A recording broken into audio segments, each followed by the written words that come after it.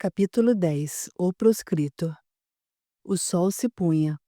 Nos vales e nas gargantas profundas da montanha já era noite, mas uma última claridade rósea iluminava um planalto desértico e as rochas maciças que o ladeavam. O mais profundo silêncio reinava em toda parte, aumentando ainda mais a impressão de tristeza daquele lugar árido e solitário. A abertura da gruta, onde outrora vivera o bom ermitão, agora parecia uma disforme anfractuosidade negra, uma fenda aberta pelo golpe de picareta desferido por um gigante na massa rochosa. A cortina de cipó selvagem que, anteriormente, enfeitava e disfarçava um pouco sua entrada, fora arrancada pelos soldados para lhes facilitar a passagem, e os longos ramos do arbusto arrastavam-se murchos pela terra, conservando ainda esparsos tufos de folhagem amarelada. Seu interior não estava menos desolado. Os destroços do pobre mobiliário e do catre do ancião recobriam o chão da primeira gruta em completa escuridão, mas ao fundo, no santuário, vacilava uma luz fraca que iluminava, com uma claridade avermelhada, o altar semi-destruído e as grandes placas negras que manchavam os degraus. Ali, numa reentrância profunda e encoberta pela aspereza da rocha, esconderijo no qual o eremita guardava suas melhores provisões, encontrava-se naquele momento acesa uma pequena lâmpada de barro, cuja chama fumarenta iluminava um homem semi-cingido sobre uma pele de carneiro e coberto por um manto escuro de lã. O ser que se abrigava naquele lugar desolado, fugindo de todos, estava coberto de vestes desbotadas e desarrumadas. Seus calçados rotos deixavam entrever pés poeirentos e inchados. Aquela aparência descuidada contrastava estranhamente com uma elegante espada com punho de marfim que trazia sobre os joelhos, e um punhal sírio com cabo de ébano admiravelmente incrustado de nácar e coral. Aparecia por entre as dobras do seu cinturão. A barba e os cabelos desgrenhados emolduravam um rosto magro, exausto e como que talhado por paixões ou pensamentos infernais. Com certeza, seria difícil reconhecer naquele fugitivo esfarrapado o orgulhoso e elegante oficial. O filho do rico Semprônios, no entanto, era realmente Nero a quem a inexorável consequência de seus crimes reduzira àquele extremo. Após o assassinato de Virgília, o tribuno voltara para casa totalmente lúcido e com a alma dilacerada. Pela primeira vez, o remorso o atormentava, e acreditava estar vendo em todos os lugares o olhar apavorado da jovem e seu grito de angústia ressoava em seus ouvidos. No entanto, ele conservava a calma suficiente para compreender que sua situação era precária e que as leis romanas não deixariam passar impune um crime inaudito que tivera 3 testemunhas. Compreendeu que, se quisesse evitar a prisão, não poderia perder tempo. O perigo devolveu-lhe a presença de espírito e ele arquitetou um plano que tinha chances de sucesso. Resolveu ir a cavalo até um pequeno porto bem afastado de Nápoles e de lá fretar um barco que o conduzisse a Massília. Naquela província distante, onde ninguém o procuraria, tinha a intenção de viver bem isolado, até que a primeira tempestade tivesse passado. Quando a opinião pública se acalmasse e que novos crimes fizessem com que o seu fosse esquecido, escreveria ao seu irmão Antônios, do qual conhecia o ódio cego pelo pai, por Caius e por todos os parentes, e lhe pediria para sondar as autoridades sobre a possibilidade de um indulto. Se uma reabilitação não fosse possível, Antônios lhe enviaria, por um homem de confiança, as quantias necessárias para que comprasse em algum lugar, nos confins do império, uma propriedade na qual viveria, esperando tempos melhores. De início, tudo pareceu correr de acordo com seus desejos. Atingiu sem problemas o porto escolhido, lá encontrando, contra todas as expectativas, um barco que partia para Massília. Na sacola mencionada por Trula, ele levava ouro e pedras preciosas suficientes para viver tranquilamente até a chegada dos subsídios que Antônios lhe enviaria. Na manhã do terceiro dia que se seguiu à morte de Virgília, Nero embarcou e, com um alívio indescritível, viu as costas da Itália perderem-se no horizonte. Nota: Itália. O nome Itália vem da Roma antiga. Os romanos chamavam o sul da península italiana de Itália, que significa terra de bois ou terra de pastos. O dia passou sem incidentes, mas ao anoitecer, grossas nuvens acumularam-se, um vento impetuoso começou a soprar, e logo desencadeou-se uma tempestade de uma violência inaudita. Após longas horas de luta desesperada contra os elementos, acabaram por avistar, à luz dos relâmpagos, a costa coberta de rochedos. Momentos mais tarde, o navio, violentamente erguido, bateu contra um recife submarino e um fragor sinistro foi ouvido. A coberta desconjuntou-se, precipitando no abismo destroços e homens. O mar rejeitou apenas uma vítima. Levantado por uma onda enorme, Nero foi arremessado, sem sentidos, à praia. Quando reabriu os olhos, já era dia, mas o local selvagem e isolado em que se encontrava era-lhe completamente desconhecido. O tribuno estava bem, salvo uma contusão na perna que lhe causava dores fortíssimas. Reunindo toda a sua energia, Nero caminhou ao longo da costa, esperando encontrar um lugar habitado. Depois de várias horas de penosa caminhada, atingiu, completamente esgotado, uma cabana de pescadores, dos quais um concordou em dar assistência ao náufrago. Sua contusão, mal cuidada por falta de médico, reteve-o mais de um mês naquele rincão perdido, o que lhe proporcionou tempo para refletir sobre sua situação. Um temor supersticioso apossara-se do espírito de Nero.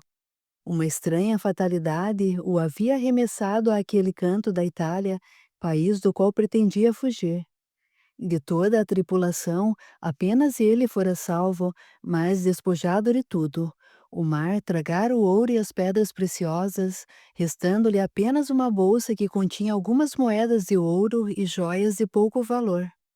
Seria a maldição do ermitão que o pregava àquele solo maldito? Ele perguntava isso a si mesmo, com uma sombria angústia. Para cúmulo do horror, suas noites de insônia eram assaltadas por estranhas alucinações.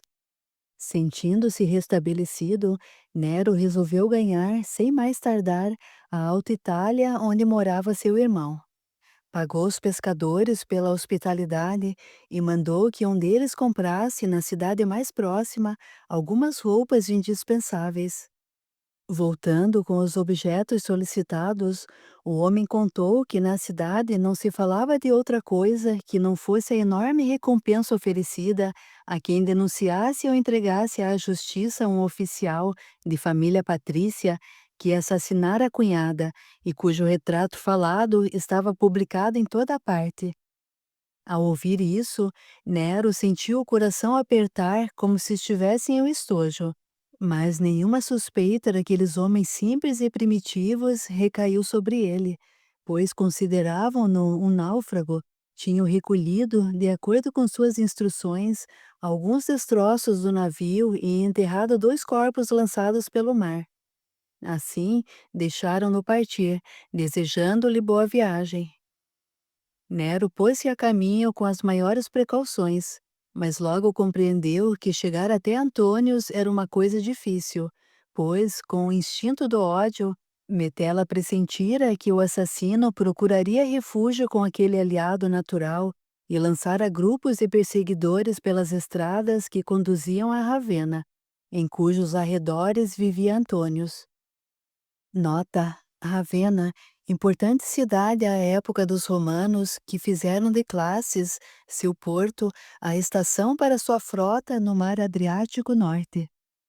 Como um servo, por inúmeras vezes quase sendo descoberto e não mais se arriscando a caminhar senão à noite, Nero, Depois de 1000 desvios e quase 3 meses de fuga, viu-se próximo a Nápoles e dirigiu-se para as montanhas.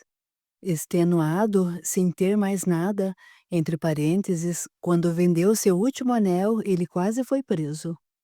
Errou por aqueles lugares íngremes, durante o dia, escondendo-se ao menor ruído, nas fendas e nos arbustos. À noite, perseguido e torturado por visões vingativas. Mais de uma vez, pegara o punhal para pôr fim à sua vida miserável, mas um sentimento instintivo, algo mais forte do que ele, sempre fizera sua mão se abaixar. Na véspera do dia em que o reencontramos, o acaso ou a fatalidade tinha conduzido o infeliz à vereda pedregosa que levava à gruta do ermitão. De dentes cerrados, Nero galgara e, incapaz de prosseguir, refugiara-se no santuário profanado do deus que ele traíra. Não era, portanto, o templo de Júpiter que lhe concedia aquele abrigo. A cruz, despedaçada por sua ordem e cujos fragmentos ainda jaziam no chão, ainda assim protegia-o naquele momento. Apesar daquela terrível ironia do destino, Nero resolveu lá ficar, pois se encontrava no limite de suas forças. A um canto, encontrara a pequena lâmpada, uma ânfora de óleo e um saco de frutas secas, restos das provisões do eremita. Manteve a lâmpada acesa, pois a escuridão lhe fazia medo e adormeceu num sono febril e agitado.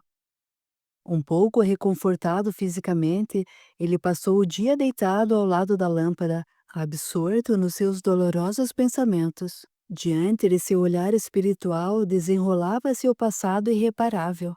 Tudo poderia ter sido diferente se não tivesse deixado que baixas e tenebrosas razões invadissem sua alma e lhe obscurecessem a razão.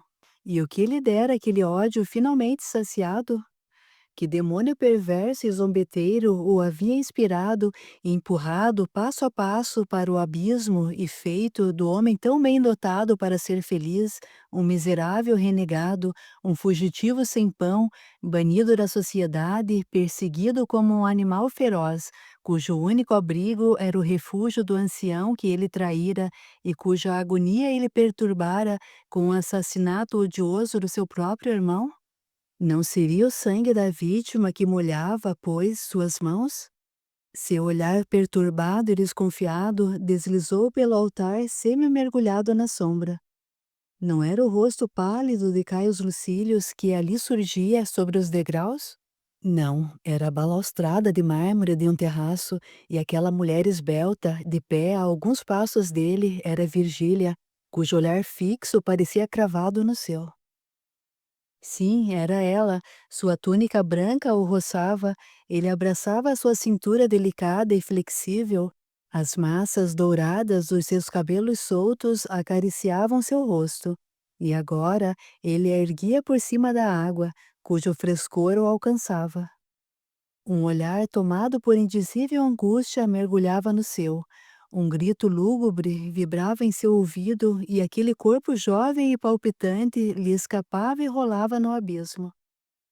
Nero levantou-se de um salto, os braços estendidos, procurando encontrar no vazio um objeto invisível. Suas mãos esbarraram na rocha e, como se despertasse de um sonho, fitou a parede nua que refletia uma gigantesca silhueta negra. Seria o ermitão que, por sua vez, viera amaldiçoá-lo? Não, era sua própria sombra, mas sentia medo daquela companheira silenciosa que imitava todos os seus movimentos. Estremecendo, inundado por um suor frio, deixou-se cair sobre o catre. Sou maldito, ele murmurou. Por que arrastar por mais tempo esta existência perdida? Não tenho mais lugar na sociedade e no meu coração não tenho mais Deus. Por que eu hesito em aniquilar esse coração que palpita em mim e me devora? Este cérebro, sede de pensamentos infernais? Que força será essa que tantas vezes segurou meu braço? Serão as sombras vingadoras de minhas vítimas ainda não satisfeitas com minha desgraça? Ou será o Deus Criador que rege o nosso destino? Oh, se eu tivesse a certeza de que ele existe, se eu pudesse sondar esse mistério, ser ou não ser. Levantou-se e começou a percorrer o santuário, excitado. Os cristãos juram que a imortalidade da alma é um fato incontestável e que, por causa de seus crimes, ela é condenada ao fogo eterno. Nossos próprios deuses proclamam uma nêmesis. Aquela tempestade fatal que destruiu todos os meus planos não seria, pois, um sinal visível da ira celeste? Para onde fugir? O que me tornar? O passado me horroriza, o futuro me congela de temor. Serei, então, proscrito tanto na terra como no céu? Com uma exaltação cada vez maior, o infortunado caiu de joelhos diante do altar. Jesus, Filho do Deus único, perdoa-me. Já não te vingaste suficientemente de mim pela minha traição? Já não fui bastante punido por ter ousado macular teu altar com o sangue do meu irmão? Dizem que, pregado à cruz, perdoaste teus carrascos e rezaste por eles. Lança, pois, sobre este banido, abandonado por todos, um olhar de misericórdia. Expulsa as sombras vingadoras que me perseguem, ensina-me a orar, a elevar-me a ti, para pedir-te misericórdia e perdão.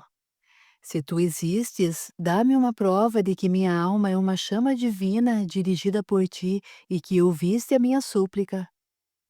Parou, exausto, os olhos erguidos para a abóbada, numa espera ávida, mas tudo permaneceu escuro e mudo. Uma gargalhada selvagem escapou dos lábios de Nero. Mentira, tudo é mentira. Jesus é tão surdo quanto os nossos ídolos de pedra. Nada existe além da terra, e fiz muito bem em renegar todas as divindades. Com um gesto rápido, arrancou a espada da bainha, apoiando-a no peito, mas no mesmo instante estremeceu e seu braço armado voltou a cair. Alguém acabava de lhe tocar o ombro e uma voz doce e grave pronunciou solenemente essas palavras: Para, meu filho, e não acrescentes um novo crime aos que já cometeste. Nero voltou-se espantado e, à claridade incerta da lâmpada, percebeu, de pé perto dele, um ancião alto, mas já encurvado pela idade. Uma longa barba prateada emoldurava-lhe o rosto nobre e severo, cuja rigidez era abrandada por um olhar cheio de misericordiosa mansuetude. Com uma branda autoridade, tirou a arma das mãos de Nero e enxugou o suor gelado que gotejava de sua testa. Pobre menino perturbado, tu blasfemas contra a divindade e te felicitas por tê-la renegado, sem compreenderes que sofres justamente as consequências inevitáveis de tua traição. Qualquer nome que dês à divindade, não a expulses do teu coração, pois o princípio do bem nela vive, e enquanto ela tiver lugar na tua alma, ela te guiará, protegerá, acalmará tuas paixões, reconciliar-te-á contigo mesmo e dar-te-á esperanças. É a divindade quem te dita as leis da virtude, quem te inspira o perdão, é ela quem te dá a força de orar. Quando repeles a fé na divindade, tua alma torna-se um campo inculto, ressecado pelo vento da vingança, devastado pela tempestade das paixões não saciadas, e não tens mais lugar para um santuário íntimo, no qual tua alma culpada se prosternaria, pedindo força e apoio. O mais duro dos criminosos não estará totalmente perdido enquanto conservar a fé. Apenas o homem que perdeu essa última âncora da salvação perece, esmagado pelo peso dos seus próprios atos. Lembra-te disso, meu filho. E agora, ajoelha-te perto de mim e rezemos juntos, para reconstruir, na tua alma culpada, um novo altar para os teus pensamentos. Em silêncio e fascinado, Nero escutava. As palavras que acabara de ouvir eram realmente o eco de uma voz interior que, muitas vezes, lhe dissera a mesma coisa. Sim, ao renunciar à sua nova fé, ele também havia afastado para bem longe as lições sublimes do velho eremita, aquela dignidade do coração que não deixa o mal se aproximar. Sua traição tinha se autopunido, suas más paixões desenfreadas haviam-no compelido ao crime e, depois, destruído sua existência. Quem és, ancião venerável, cujas doces palavras aliviam meu coração ulcerado? Murmurou o tribuno, dirigindo-lhe um olhar inquieto e reconhecido. Tu me lastimas e, no entanto, sou um criminoso. Matei meu irmão e destruí um jovem ser cheio de vida e de esperança. Do meu ódio por eles derivou meu ódio pela fé do Cristo. Eu traí Jesus e enlameei-se ao altar. Não recuas de horror? Seria um ser celeste que atende ao meu apelo desesperado ou um discípulo do Deus crucificado, cuja misericórdia, segundo dizem, é infinita? Sou um homem como tu, cheio de defeitos e fraquezas. Meu nome é Domítios, sou cristão e humilde discípulo do pai João, a quem devo minha conversão. Eu vim rezar sobre sua sepultura, não desconfiando de que Deus me reservava a felicidade de poder consolar um irmão sofredor. Mas deixa-me dizer-te ainda uma coisa, meu filho. Nunca responsabilizes uma causa pelo ódio que te inspiram os homens que lutam a favor da mesma convicção. Podes banir do teu coração aqueles que te ofenderam, mas não enlamear a ideia que adoraste. O homem que se vinga das suscetibilidades pessoais à custa de uma verdade já admitida por sua razão é covarde e indigno de afeição. Rejeitando os princípios que o apoiaram, sem nada receber em troca, ele vacila e basta apenas um choque moral para que se torne criminoso. Se minhas palavras atingiram realmente teu coração e se verdadeiramente fizerem-te reconhecer o mal, considero-me feliz e disponho-me a amparar-te na medida do possível. Mas deves encontrar em ti mesmo a força renovadora que iluminará tua consciência e te reconduzirá ao caminho da virtude. Mas agora, aproxima-te do teu Pai Celeste pela humildade e pela prece. Terminada a prece fervorosa e sincera, Nero levantou-se mais calmo. Meu filho, não abandones mais a âncora da salvação, a prece, pois será ela que te sustentará, disse Domítios com doçura. O discípulo de Jesus não mais via em Nero um renegado pelas leis, mas sim um homem infeliz debatendo-se nas veredas espinhosas da vida. Movido por um sentimento de afeição, entre parênteses, cuja origem perdia-se nas profundezas do passado, o velho atraiu para si o assassino e beijou sua testa úmida. Ele não sabia que muitos séculos mais tarde, o cavaleiro Teobaldo, levado pelo mesmo sentimento, abriria seus braços a Sanctus, o monge sacrílego que, naquele momento, tal como faria no futuro, apoiava a cabeça em seu peito, murmurando. Nota: para maiores detalhes, leia A Abadia dos Beneditinos, do mesmo autor espiritual.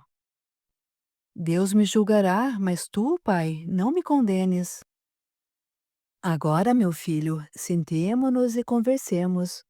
Conta-me tudo, a fim de que eu veja como poderei ajudar-te. Quando Nero terminou a narrativa de seus crimes e de sua punição, Domítios disse, apertando-lhe a mão: Não te desesperes. Nosso Pai Celeste não quer a morte do criminoso, mas sim sua regeneração. Penso poder salvar-te. Fica escondido aqui, onde ninguém te procurará. Amanhã à noite trar-te-ei roupas adequadas e algumas provisões para reconfortar-te. Depois, um homem, amigo de confiança, deverá proporcionar-te os meios para chegar a Alexandria. Lá tem um parente, também cristão, homem íntegro e caridoso, a quem levarás uma carta minha. Eusébios, este é o seu nome. Ajudar-te-á a começar uma nova vida, uma existência pobre e laboriosa, certamente, mas que aceitarás humildemente se teu arrependimento for sincero. Quando seu novo amigo saiu, Nero, animado por uma nova esperança, estendeu-se sobre o catre e dormiu o sonho mais calmo que já tivera nos últimos meses. Entretanto, ao acordar, sentiu-se muito indisposto. A cabeça rodava, arrepios gelados alternavam-se com um calor escaldante e as pernas pesadas recusavam-se a sustentá-lo. A excitação nervosa, que até então lhe dera forças, desaparecera e uma violenta reação produzia-se no seu corpo enfraquecido por todas as privações e torturas morais que sofrera. Ao voltar à noite, Domítios encontrou seu protegido ardendo em febre, perseguido em seu delírio pelas vítimas que havia sacrificado às suas paixões.